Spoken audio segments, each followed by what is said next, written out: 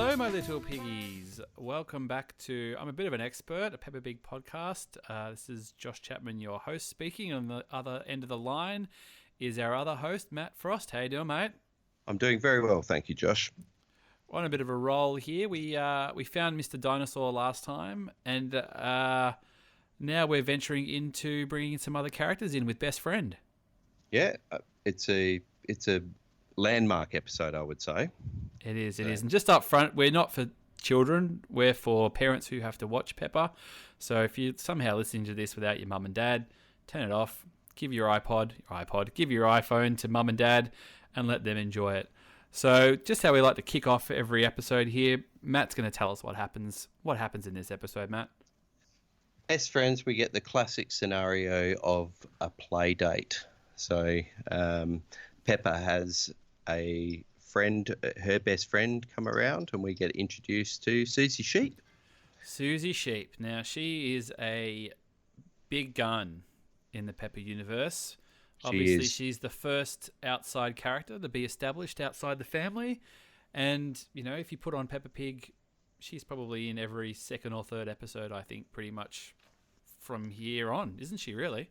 Yeah, she's as you said, a big gun. And a sweet little character too. I think I quite like Suzy Sheep. So she's a pretty good match for a young Peppa. Now with sheeps and pigs, like I grew up in a rural area. I don't remember really seeing sheeps and pigs mixing together in out there in the real world. You could probably keep them reasonably close. I feel like a pig could probably make pretty short work of a sheep. I think you'd be correct.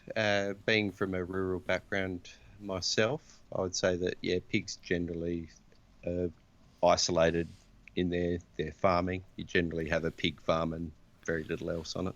So, but not in this case. These guys are all having good times. That's right. So, they can also talk, which is, you know, very different from our world. Yeah, that's true. We're not gonna get too worried about the real life machinations here. Let's keep it real. But this is your classic story. We've seen this a million times. You've seen this with your kids. I've seen it with my kids. A couple of kids are having fun with each other. Someone's being left out.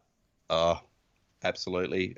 Obviously, my little piggies, Soraya and Sabine, are 5 and 2, and Sabine is quite often got that same look George has when they go upstairs to have fun, and he's sitting there just not being included, basically. Yeah. Now, I don't want to bring this up, but I'm going to bring this up.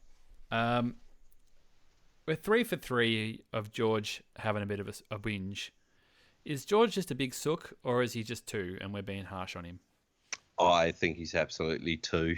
Yeah, that's my gut feeling. So I think he's 2, isn't he? Is it kind of? I'm having a little bit guess. I think Peppa's 4, George is 2. That's my general.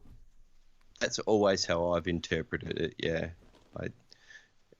and the fact that they sort of go to school, I think, is a bit of artistic license. It's just a way of getting more characters in, selling more T-shirts, doing all that kind of stuff.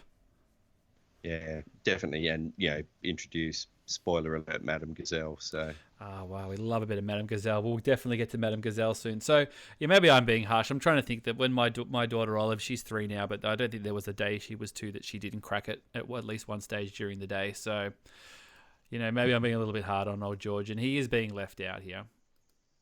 Yeah, and I think it's worth monitoring throughout the series, but. We have to probably look at the motivations for why George is cracking it, and is it reasonable? Is it not? So that's true. Now, just so far he's cracked it because he's got splashed with mud. He's cracked it because he's lost his dinosaur, and he's cracked it because he's being left out. I think they're pretty reasonable. Pretty reasonable, yeah. Now, I'm just going to touch on this very briefly. Now, Mummy Pig, on the copy that I have of this episode, Mummy Pig is making cookies. Now, cookies, very American term. True. This is obviously a British show. I spent a lot of time in Britain using the Queen's English, and she would never have said cookies. She would have said biscuits. Now, I know there are a lot of instances in Peppa where certain things are dubbed for certain audiences, obviously dollars and pounds. Correct. But Cookies, I think, establishes that we've probably got the USA version of the show at the moment. I can't think of any other instances of things. I'm sure there are definitely, maybe there are things when they talk about petrol or gasoline and things, perhaps, those sort of language differences from between the two countries. But yeah, there is definitely some of that turns up here and now in the series, isn't there? I think so, and we'll probably have to watch that when we get to Danny Dogg's. Is it Danny Dogg's dad that runs the? Oh no, Freddie Fox, he's got the shop. Oh. He's your proper East End. He's a geezer. He's got everything. He's got a prepper geezer. Yeah, he's got a lot of fingers and a lot of pies. That bloke. Yeah, he's down at Brick Lane, I think. Yeah. Yeah, he's straight out of a Guy Ritchie film. Lock, Stock, and Two Smoking Foxes, Mr. Foxes. Yeah. So the other interesting part of the episode is that basically they managed to bring George into the fold because they want to play doctors and nurses, and George becomes the patient. Now, they put George in bed, and then they tell him that he's so sick that he has to stay in bed for 3 years. Now, what have they just diagnosed him with some kind of life-threatening disease if he's in bed for 3 years? So what's your sibling arrangement in your personal life, Josh? I'm the oldest of three. Sorry. Oh, you're an eldest. So I'm an eldest. So I've got a younger brother 4 years behind me, and then a younger sister who's 4 years behind him. So we're all 4 years apart, and so there's 4 years between each of us. So I don't think you can speak to this episode at all. I'm the baby of two older sisters, 5 and 6 years. You were George. Then. I was George, and I've been dressed up as Goldilocks, had makeup put on me, all sorts. My sisters, quite famously in our family, told me one night when they were babysitting me that they were murderers and they'd killed my sisters and were wearing their skin. Oh. So. Wow. Well, let's save that for the Peppa episode where Peppa wears someone's skin. So, yep. Everybody loves skinning people. So I'm right there with George. I adored my sister, and I would do anything to be part of their games. And that would, if that meant laying in bed for 3 years with a fake illness, I would have done it. Fair enough. Now, a little bit of Daddy Pig watch here. At the very end of the episode, they get the biscuits. Everyone's having a good time. And they get the old stethoscope up on Daddy Pig's tummy. And it makes a noise like... Daddy Pig's not well. Let's not beat around the bush. Daddy Pig is overweight. Now, you and me, we're both around the same age. We're sort of in our late 30s, later end of 30s, 30s, early 40s sort of area here. I think Daddy Pig is probably a little bit younger than us. Probably not by much. I'd say he's probably in his mid-30s because he's got very small children. He's in pretty bad shape for a bloke who's 35, isn't he? Yeah, I guess even allowing for the anthropomorphization of a pig, he looks fairly round, yeah. Yeah, because Mummy Pig is also a pig, and she's definitely a little bit more up and down.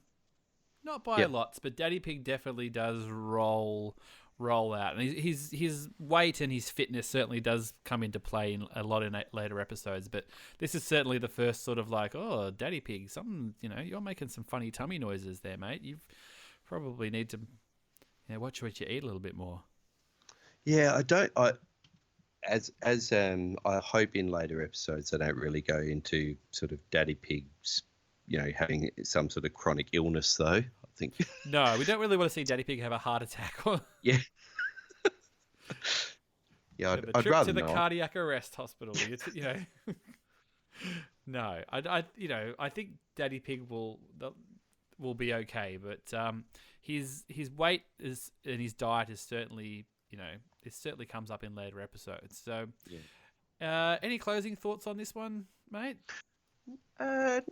No, I'm really glad to see Suzy Sheep in there. As I said, she's a big recurring character, and yeah, as I said, I hope that Daddy Pig's going to be all right and doesn't end up being a bit of an expert on type 2 diabetes. So. Oh, that's very good. So if you enjoy the podcast, you can follow us on Peppa Pig Pod on Twitter, peppapigpod@gmail if you want to send us a message. We'll be rolling on to our next episode next time, which is Polly Parrot. So thanks again, Matt. Thank you, Josh. And we'll see you all soon. Yeah, we're playing a tune and we're singing a song with a bang and a bong and a bang. Bong, bang, boo, bing, bong, bing, bing, bong, bingly, bongly, boo. Bong, bing, boo, bing, bong, bing, bing, bong, bingly, bongly, boo.